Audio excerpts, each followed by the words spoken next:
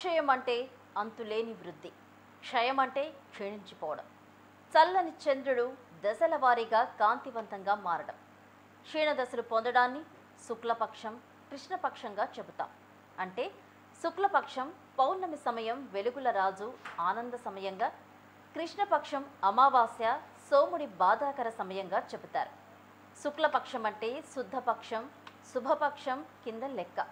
అయితే అన్నింటా కృష్ణపక్షం చెడ్డ అని మాత్రం కాదు. వైశాఖ శుద్ధ తదియ నాడు అక్షయ తృతీయ పర్వదినాన్ని మనం నిర్వహించుకుంటాం.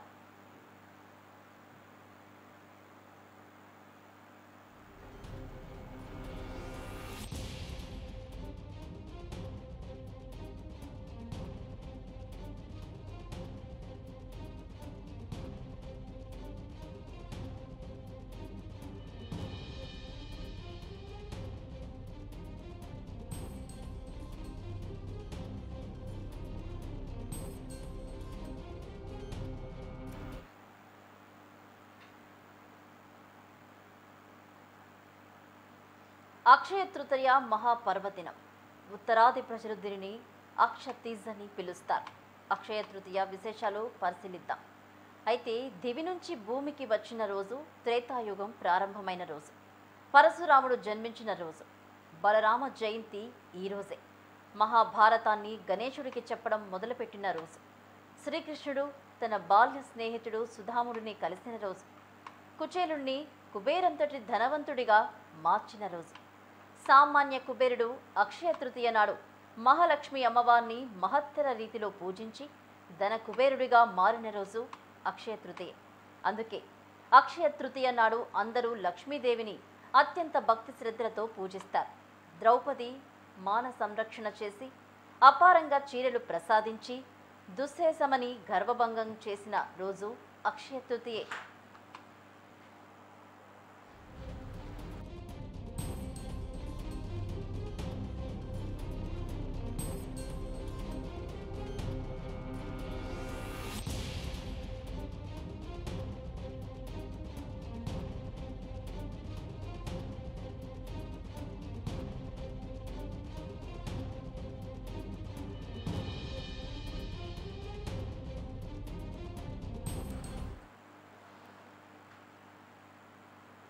ఏ విధమైన ముహూర్తాలు చూడకుండా ఏ పనైనా ఆరంభించుకునే రోజు అక్షయ తృతీయ.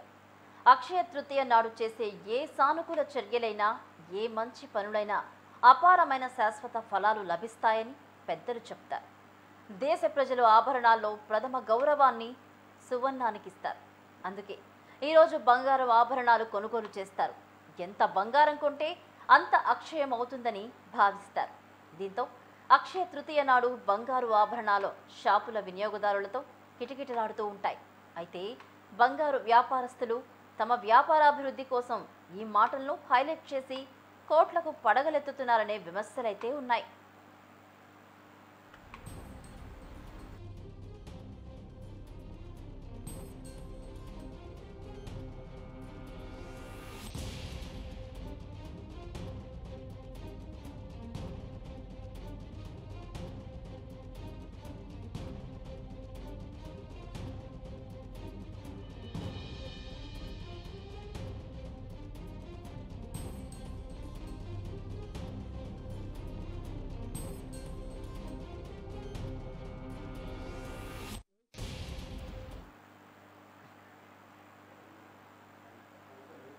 ఈ ఏడాది అక్షయ తృతీయ 29 ఏప్రిల్ మంగళవారం సాయంత్రం 5:30 ప్రారంభమవుతుందని పండిత ప్రముఖులు తెలిపారు. ఏప్రిల్ 30 బుధవారం మధ్యాహ్నం 2:13 వరకు ఈ తిథి ఉంటుందన్నారు. సౌరమానం ప్రకారం ప్రాతకాలం ఉన్న తిథిని ప్రమాణం చేసుకుంటారు. ఈ కారణంగా అధిక శాతం మంది ఏప్రిల్ 30వ తేదీ నాడు అక్షయ తృతీయ పండుగ నిర్వహించుకుంటున్నారు. ఈ సమయంలో చేసే ఏ పనిలో అయినా విజయం సాధించవచ్చని పండితులు చెప్తారు. అయితే ఏ పనికైనా అపార ఫలితం ఉంటుందని, ఎంత ఎక్కువ మంచి పనులు చేస్తే అంతలా మంచి ఫలాలు లభిస్తాయని, చెడ్డ పనులు చేస్తే ఆ ఫలాలు అదే స్థాయిలో అనుభవించాల్సి వస్తుందని అంటున్నారు. ఈ సందర్భంలో కోటిపల్లి అనే క్షేత్రాన్ని గుర్తు చేసుకోవచ్చు. ఏపీలో ఉన్న ఈ పుణ్యక్షేత్రం అసలు పేరు కోటిఫలి.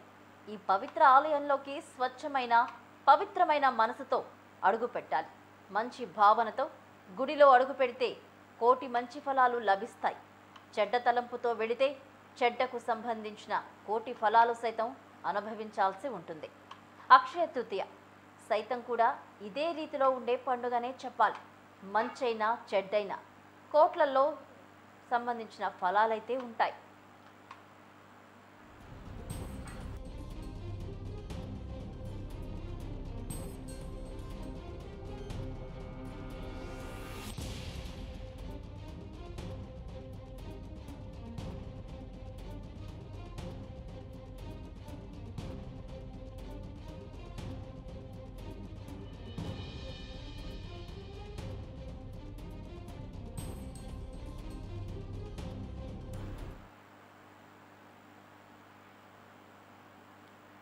సింహాచలంలో నిజరూప దర్శనం అక్షయ తృతీయ పర్వదినం నాడే ఉంటుంది. వసంత ఋతువులో చైత్ర వైశాఖ మాసాలు అక్షయుడైన మహావిష్ణుకు అత్యంత ప్రీతిపాత్రమైనవి. లక్ష్మీ సమేతుడైన విష్ణువును ఈ మాసాలలో ప్రధానంగా వైశాఖ శుద్ధ తదియ నాడు భక్తి శ్రద్ధలతో పూజించడం శ్రేయదాయం. ఈ రోజు చేసి వ్రతమైన జపమైన దానమైన అక్షయ ఫలితాలు ఇస్తాయని భవిష్యోత్తర పురాణం చెబుతోంది. ఈ రోజే అక్షయ తృతీయ.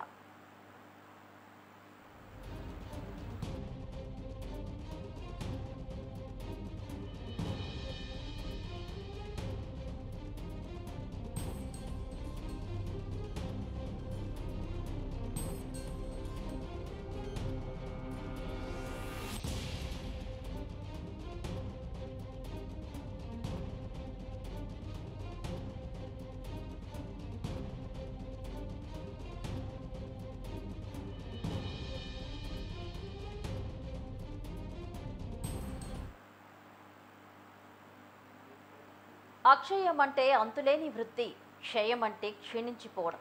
చల్లని చంద్రుడు దశల వారీగా కాంతివంతంగా మారడం. క్షీణదశలు పొందడాన్ని శుక్లపక్షం కృష్ణపక్షంగా చెబుతాం. అంటే శుక్లపక్షం పౌర్ణమి సమయం వెలుగుల రాజు ఆనంద సమయంగా, కృష్ణపక్షం అమావాస్య సోముడి బాధాకర సమయంగా చెబుతారు. శుక్లపక్షం అంటే శుద్ధపక్షం శుభపక్షం కింద లెక్క. అయితే అన్నింటా కృష్ణపక్షం చెడ్డ అని మాత్రం కాదు. వైశాఖ శుద్ధ తదియ నాడు అక్షయ తృతీయ పర్వదినాన్ని మనం నిర్వహించుకుంటూ ఉంటున్నాం. అక్షయ తృతీయ మహాపర్వదినం. ఉత్తరాది ప్రజలు దీనిని అక్షతీజ్ అని పిలుస్తారు. అక్షయ తృతీయ విశేషాలు పరిశీలిస్తే గంగా నది దివి నుంచి భూమికి వచ్చిన రోజు, త్రేతాయుగం ప్రారంభమైన రోజు, పరశురాముడు జన్మించిన రోజు, బలరామ జయంతి ఈరోజే, మహాభారతాన్ని గణేశుడికి చెప్పడం మొదలుపెట్టిన ఈరోజు, శ్రీకృష్ణుడు తన బాల్య స్నేహితుడు సుధాముణ్ణి కూడా కలిసిన రోజు, కుచేలుణ్ణి కుబేరుంతటి వాణ్ణి ధనవంతుడిగా మార్చిన రోజు, సామాన్య కుబేరుడు అక్షయ తృతీయ నాడు మహాలక్ష్మి అమ్మవారిని మహత్తర రీతిలో పూజించిన ధనకుబేరుడిగా మారిన రోజు అక్షయ తృతీయ.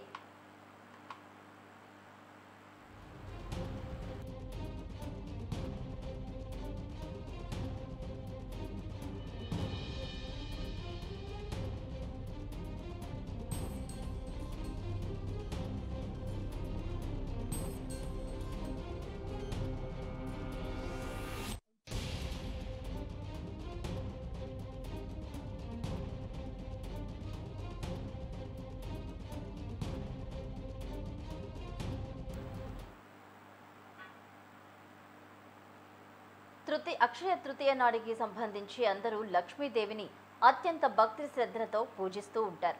ద్రౌపది మాన సంరక్షణ చేసి అపారంగా చీరలు ప్రసాదించి దుశ్శాసనుని గర్భభంగం చేసిన రోజు అక్షయ తృతీయ అనే చెప్పాలి. ఏ విధమైన ముహూర్తాలు చూడకుండా ఏ పనైనా ఆరంభించుకునే రోజు అక్షయ తృతీయ. అక్షయ తృతీయ నాడు చేసే ఏ సానుకూల చర్యలైనా ఏ మంచి పనులైనా అపారమైన శాశ్వత ఫలాలు లభిస్తాయని పెద్దలు చెప్తూ ఉంటారు.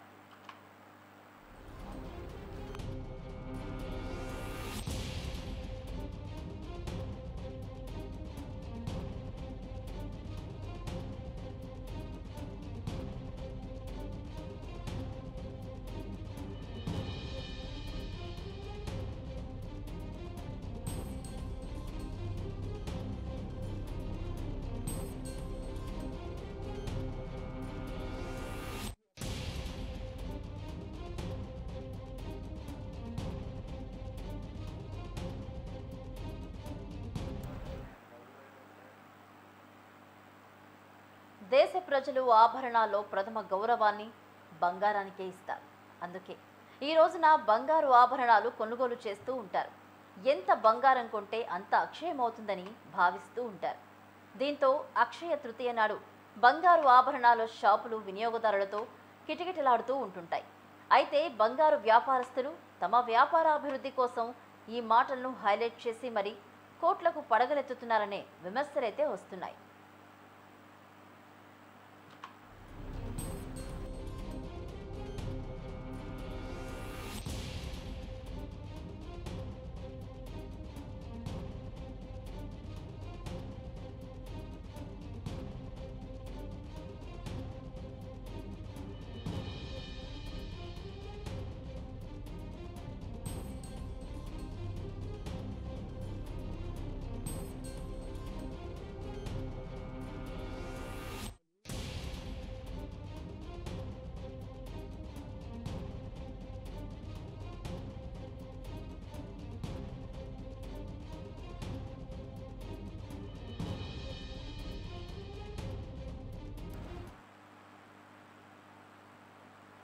ఈ ఏడాది అక్షయ తృతీయ 29 ఏప్రిల్ మంగళవారం సాయంత్రం 5:32 ప్రారంభమవుతుందని పండిత ప్రముఖులు తెలిపారు. ఏప్రిల్ 30 బుధవారం మధ్యాహ్నం 2:13 వరకు ఈ తిథి ఉంటుందన్నారు. సౌరమానం ప్రకారం ప్రాతకాలాన ఉన్న తిథిని ప్రమాణం చేసుకుంటాం. ఈ కారణంగా అధిక శాతం మంది ఏప్రిల్ 30వ తేదీ నాడు అక్షయ తృతీయ పండుగ నిర్వహించుకుంటున్నారు. ఈ సమయంలో చేసే ఏ పనిలో అయినా విజయం సాధించవచ్చని పండితులు చెప్తున్నారు. అయితే ఏ పనికైనా అపార ఫలితం ఉంటుందని, ఎంత ఎక్కువ మంచి పనులు చేస్తే అంతలా మంచి ఫలాలు లభిస్తాయని, చెడ్డ పనులు చేస్తే ఆ ఫలాలు అదే స్థాయిలో అనుభవించాల్సి వస్తుందని అంటుంటూ ఉన్నారు.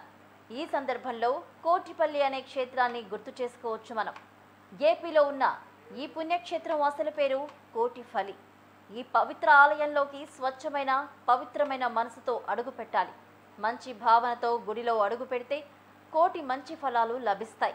చెడ్డ తలంపుతో వెళితే చెడ్డకు సంబంధించిన కోటి ఫలాలు సైతం అనుభవించాల్సి ఉంటుంది. అక్షయ తృతీయ సైతం ఇదే రీతిలో ఉండే పండుగ. మంచైనా చెడ్డైనా కోట్ల రెట్టలో ఫలాలు ఉంటూ ఉంటాయి.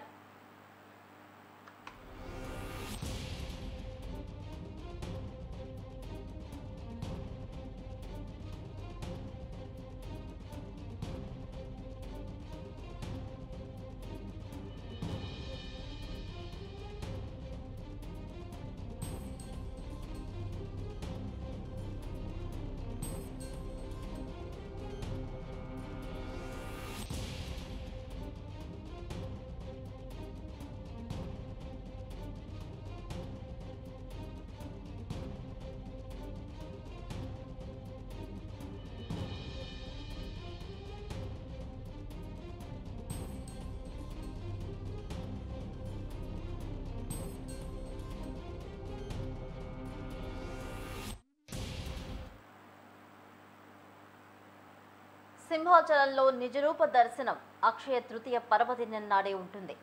వసంత ఋతువులో చైత్ర వైశాఖ మాసాలు అక్షయుడైన మహావిష్ణుకు అత్యంత ప్రీతిపాత్రమైనవి. లక్ష్మీ సమేతుడైన విష్ణువును ఈ మాసాలలో ప్రధానంగా వైశాఖ శుద్ధ తదియనాడు భక్తి శ్రద్ధలతో పూజించడం శ్రేయదాయం. ఈ రోజు చేసిన వ్రతమైన, జపమైన, దానమైన అక్షయ ఫలితాలు ఇస్తాయని భవిష్యత్తోత్తర పురాణం చెబుతోంది. ఈ రోజే అక్షయ తృతీయ.